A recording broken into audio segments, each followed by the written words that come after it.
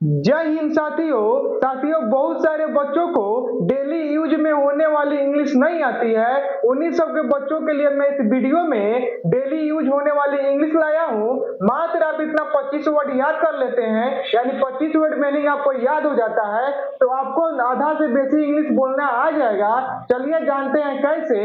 बस आप मेरी बातों को ध्यान से सुनिएगा और आपको पता ही होगा कि इंग्लिश बोलने के लिए सबसे पहला जो जरूरी वो होता है वो होता है किसी वर्ड का इंग्लिश पता होना चाहिए। जैसे मान लीजिए मेरे पास ये कॉलम है, अगर मानिए इसको तो हम लोग हिंदी में कॉलम बोलते हैं, लेकिन अगर हमको इंग्लिश में इसको किसी से मांगना होना चाहिए तो हमको सबसे पहले क्या याद होना चाहिए? सबसे पहले इसका कॉलम का इंग्लिश वर्ड मीनिंग याद होना चाहिए कि कॉलम को इंग्लिश में क्या कहते हैं। तो कॉलम को हम लोग इंग्लिश में क्या कहते हैं? पेन। जब इसका हमको इंग्लिश याद रहेगा तभी हम क्या करेंगे? इंग्लिश बोलना सीखना चालू करेंगे। इसलिए आज मैं कुछ महत्वपूर्ण वर्ड मीनिंग लेकर आया हूँ, जिसको अगर आप इतना रिवाइज कर लेते हैं तो आपको बहुत ज्यादा लाभदायक होगा और आपको बहुत आसानी होगी इंग्लिश बोलने में। तो चलिए जानते हैं। सबसे पहला है य, यानी जो यहाँ पे दिया है य, तो य को इंग्लिश में हम लोग बोलते हैं दिस। क्या बोलते हैं साथियों? य को हम लोग इंग्लिश में बोलते हैं दिस। वह है तो वह को हम लोग इंग्लिश में बोलते हैं डैड। वह को इंग्लिश में क्या बोलते हैं? डैड बोलते हैं। हमारा का इंग्लिश होता है आवर। क्या होता है? हमारा का इंग्लिश होता है आवर। अगर कोई कहता है कि हमारा का इंग्लिश क्या होता है तो आवर। उसके बाद आपका, तो आपका का इंग्लिश होता है क्या? योर। क्या होता है? योर। अब देखिए लास्ट में आपको बताऊंगा कि इसका यूज कैसे करेंगे। बस आप पहले क्या करते हैं, पहले आपको 25 का 25 वर्ड मीनिंग समझा देते हैं कि इसका इंग्लिश क्या होता है, उसके बाद आपको यूज करना बताएंगे। बस आप वीडियो के अंत तक बने रहिएगा। तो देखिए आपका का इंग्लिश क्या होता है? योर होता है। उनका, तो उनका का इंग्लिश क्या होता है? देयर होता है। फिर का इंग्लिश क्या होता है? देन होता है। क्यों का इंग्लिश क्या होता है? वाई होता है। कब का इंग्लिश क्या होता है? वेन होता है। क्या, तो क्या का इंग्लिश क्या होता है? व्हाट होता है।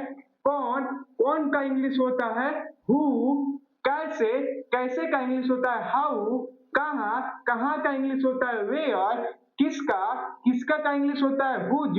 कब से, तो कब से का इंग्लिश होता है? How long. कितना का इंग्लिश होता है? How much. कठिन, तो कठिन का इंग्लिश क्या होता है? हार्ड होता है। जैसा का इंग्लिश क्या होता है साथियों? एज होता है। यात्रा का होता है ट्रेवल। सरल का इंग्लिश होता है सिंपल। प्रत्येक का इंग्लिश होता है एवरी। बाहर का इंग्लिश होता है आउट। अन्य का इंग्लिश होता है अदर। करना का इंग्लिश होता है डू। सकना का मतलब इंग्लिश होता है कैन। चाहिए का इंग्लिश होता है शुल्ड।